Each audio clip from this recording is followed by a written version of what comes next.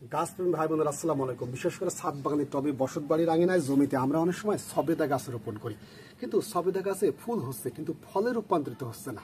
আসলে কেন এরকম হচ্ছে? আমরা তো সঠিক পরিচর্যা করতেছি, স্প্রে করতেছি, তাহলে ভুলটা কোথায়? আসলে পরিচর্যার ভিতরে কি কোনো রকমের ভুল আছে, না অন্য কোনো সমস্যা আছে যার কারণে এই গাছে বিশেষ করে ফুল হচ্ছে কিন্তু ফল হচ্ছে না? প্রিয় দর্শক আসসালামু আলাইকুম, আমি রাজু আহমেদ, আপনারা দেখছেন রাজু গার্ডেনিং 2.0। তাই এই ধরনের সমস্যা বিশেষ করে সবেদা গাছে ফুল হচ্ছে ফল হচ্ছে না, সেক্ষেত্রে কি করণীয়? অবশ্যই কিন্তু গাছে ফল হবে, তবে কি কি পরিচর্যা করতে হবে, কি স্প্রে করতে হবে, সঠিক পদ্ধতিটা আজকে জানানোর চেষ্টা করবো এই ভিডিওতে। তাহলে চলুন আমরা সেটা একটু জেনে নিই।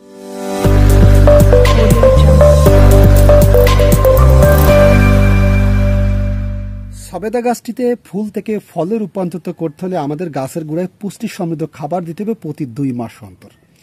তবে কি খাবার দিতে হবে? তাই আমি নিয়েছি এখানে জৈব সার, যেহেতু হাফ ড্রামে গাছটি বসানো রয়েছে সেই কারণে।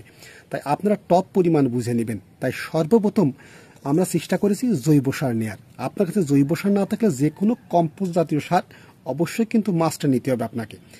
এই কম্পোস্ট জাতীয় সারের মধ্যে আমি কি দিই দেখেন। তাই হাফ ড্রামে যেহেতু বিশেষ করে সবেদা গাছটি রয়েছে, এখন ফুল থেকে ফলে রূপান্তরিত করতে হলে প্রতি 2 মাস অন্তর একবার আমাদের খাবার দিতে হবে। তাই সর্বপ্রথম আমরা যেটা করব সেটা হচ্ছে এই যে আনুমানিক হারে জৈব সার নিয়েছি, এর ভিতরে 30 থেকে 40 গ্রাম পরিমাণ টিএসপি, যেটা ট্রিপল সুপার ফসফেট। তাই আজকে আপনাদেরকে বলেছি আজকে রাসায়নিক পদ্ধতিতে কিভাবে চাষাবাদ করতে হয় সেই বিষয়টা আজকে দেখানোর চেষ্টা করব। তাই এখানে 30 থেকে 40 গ্রাম টিএসপি নিয়েছি, তাই প্রতি 2 মাস অন্তর আমরা দেব। তবে যদি ছোট টব হয় 12 থেকে 16 ইঞ্চি বা 20 ইঞ্চির খোলে, সেক্ষেত্রে অর্ধেক পরিমাণ করে ব্যবহার করবেন। যদি আরও ছোট টব হয় সেক্ষেত্রে 3 ভাগের 1 ভাগ ব্যবহার করবেন, এটা একটু খেয়াল করবেন। এবার যে জিনিসটা দেব সেটা হচ্ছে পটাশ সার। বাজারে কিন্তু পটাশ পাওয়া যায় 2 ধরনের, একটা হচ্ছে এসওপি সালফেট অফ পটাশ, আর এটা হচ্ছে লাল পটাশ যেটা, সেটা হচ্ছে এমওপি, যেমন মিউরেট অফ পটাশ। তাই এই পটাশটা আমরা 3 চামচ মানে 15 গ্রাম পরিমাণ ব্যবহার করব। যেহেতু 20 থেকে 30 গ্রাম পরিমাণ ব্যবহার করা যায় হাফ ড্রামের ক্ষেত্রে, আমরা এখানে অনলি 3 চা চামচ পরিমাণ ব্যবহার করব, মানে 15 গ্রাম। এক কথায় চা চামচের 1 চামচে হয় 5 গ্রাম। এবার যে জিনিসটা দেব সেটা হচ্ছে আনুমানিক হারে, যেমন অল্প 2 চা চামচ পরিমাণ ইউরিয়া। আপনারা ইউরিয়া দিতে পারেন, না দিলেও সমস্যা নেই। তাই এখানে 20 গ্রামের মানে 2 চা চামচ মানে 10 গ্রাম পরিমাণ আমি ইউরিয়া দিয়েছি। এবার যেটা দেব সেটা হচ্ছে গন্ধক, আনুমানিক হারে 30 থেকে 40 গ্রাম পরিমাণ গন্ধক। বিশেষ করে আমি নামটাও অন্তত লিখে দিচ্ছি ডিসপ্লে, আপনারা একটু ফলো করেন, সেক্ষেত্রে হয়তো সুবিধা হবে। অনেকে হয়তো বুঝতে পারে না যে আসলে কোন সারের কি কি দিচ্ছেন, সেটা হয়তো অনেকে জানতে পারতেছেন না।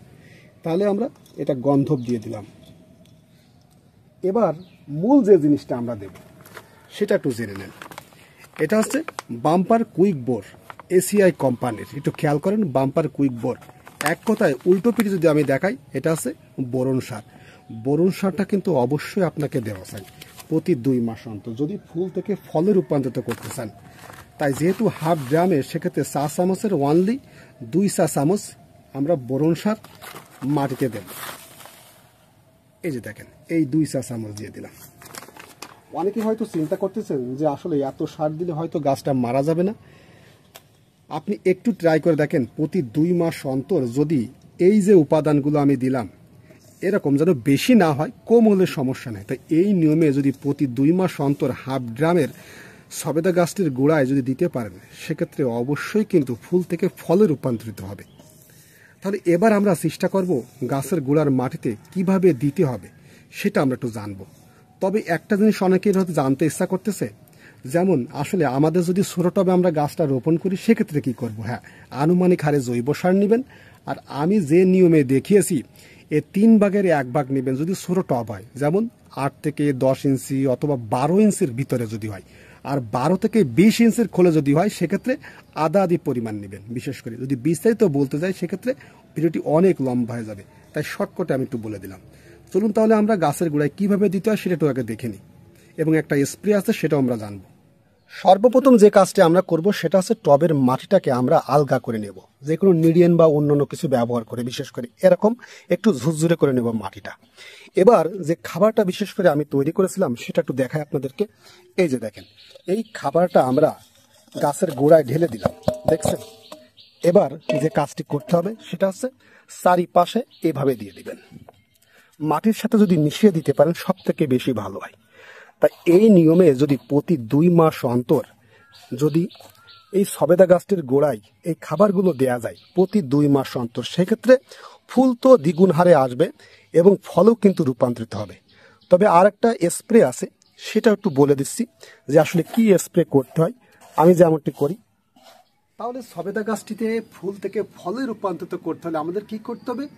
এই যে বিশেষ করে যে খাবারটা আমি তৈরি করলাম জৈব সারের মধ্যে কিছু রাসায়নিক সার, আপনারা এই নিয়মে যদি টপ পরিমাণ বুঝে দিয়ে যেতে পারেন, সেক্ষেত্রে দেখবেন যে আপনার সবেদা গাছটি অন্তত ফুল থেকে ফলে রূপান্তরিত হবে এবং গাছে ফুল দ্বিগুণ হারে আসবে এবং গাছের গ্রোথটাও কিন্তু খুবই ভালো থাকবে।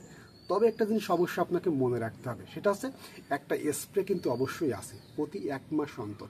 চলুন সেই স্প্রেটা কি আমরা একটু জেনে নিই। সবেদা গাছটিতে ফুল থেকে যদি ফলে রূপান্তরিত করতে চান, সেক্ষেত্রে আপনাকে একটা স্প্রে দিয়ে যেতে হবে। এই স্প্রেটা যদি করা যায় সেক্ষেত্রে ফলনটা কিন্তু দ্বিগুণ হারে হয়, গাছের গ্রোথ শক্তি ভালো থাকে, ফুল থেকে ফলও কিন্তু রূপান্তরিত হয়। সেই স্প্রেটা কি? যেমন একটা অনুখাদ্য, ভালো একটা কোম্পানি দেখে একটা অনুখাদ্য আপনাকে প্রতি 1 মাস অন্তর স্প্রে করতে হবে। আমি একটা অনুখাদ্যর কথা আগে বলে দিই, সেটা হচ্ছে একটু খেয়াল করে দেখেন। এই যে মোবোমিনটা, এই মোবোমিন 1 লিটার পানিতে শুধুমাত্র 1.5 গ্রাম হারে প্রতি 1 মাস অন্তর যদি আপনি স্প্রে করতে পারেন, সেক্ষেত্রে যে সমস্যার কথা বললাম সম্পূর্ণটাই কিন্তু সলভ হয়ে যাবে। তাই এই অনুখাদ্যটা আপনারা স্প্রে করতে পারেন। অনেকেই বলতে পারেন যে ভাই আমি এটা কোথায় পাবো? যে কোনো কীটনাশক এবং সারের দোকানে কিন্তু পেয়ে যাবেন। তাই ইন্ডিয়াতে কিন্তু পেয়ে যাবেন, বাংলাদেশেও কিন্তু পেয়ে যাবেন এই মোবোমিনটা। তবে বাংলাদেশি ভাইদের একটা লোকেশন দিই, সেটা হচ্ছে আপনার মোবাইলে যদি দারাজ অ্যাপস এটা যদি থেকে থাকে সেটা ইনস্টল দিবেন, দেওয়ার পরে ওখানে সার্চ করবেন, দেখবেন এই মোবোমিনটা পেয়ে যাবেন।